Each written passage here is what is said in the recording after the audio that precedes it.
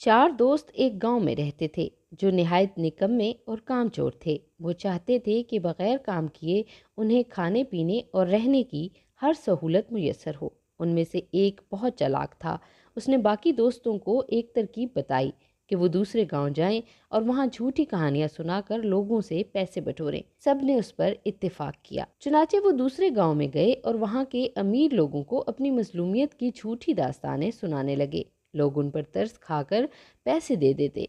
जब एक गांव के लोग उनकी चालाकी को समझ जाते तो ये फौरन अगले गांव में भाग जाते। यूं ये चारों काफ़ी माल जमा करने में कामयाब हो गए थे और झूठ बोलने में भी माहिर हो गए। एक दिन वो एक दूर दराज गांव में पहुंचे जहां एक होटल में उन्हें एक अमीर ताजिर नजर आया। ताजिर ने कीमती कपड़े पहने हुए थे और उसके पास बहुत सा सामान था। चारों दोस्तों ने मंसूबा बनाया कि किसी तरह ताजिर को बेवकूफ़ बनाकर उसका सारा माल हथिया लें। बड़े दोस्त ने एक तरकीब सोची और सब ने उस पर इत्तेफाक किया। वो ताजिर के पास गए और कहा, हम एक खेल खेलना चाहते हैं। हम एक दूसरे को झूठी कहानियां सुनाएंगे और शर्त ये होगी कि कोई भी कहानी को झूठ नहीं कहेगा। जो झूठ कहेगा वो अपना सारा माल हार जाएगा। ताजिर ने कहा, ये खेल दिलचस्प है, मैं तैयार हूँ। अगर मैं हार गया तो मेरा सारा माल तुम्हारा होगा। चारों दोस्त खुश हो गए और सोचा कि वो इतनी अजीब कहानियां सुनाएंगे कि ताजिर फौरन झूठ बोलने का इल्ज़ाम लगा देगा। गांव के चौधरी को जज मुकर्रर किया गया और खेल शुरू हुआ। पहले दोस्त ने कहा, जब मैं अपनी माँ के पेट में था तो मैंने दरख्त से आम तोड़कर माँ को दिए। ताजिर ने कहा, ये तो बिल्कुल सच्ची कहानी है। दूसरा दोस्त बोला, मैंने शेर को थप्पड़ मारकर मार दिया था।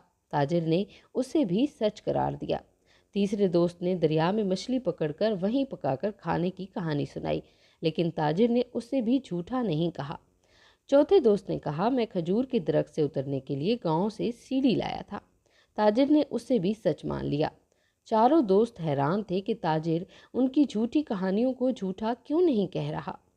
अब ताजिर की बारी थी। उसने कहा, बहुत साल पहले मैंने एक बाग लगाया जिसमें सुनहरे सेबों का दरख्त था। उस दरख्त में से 4 आदमी निकले थे और वो चारों तुम थे।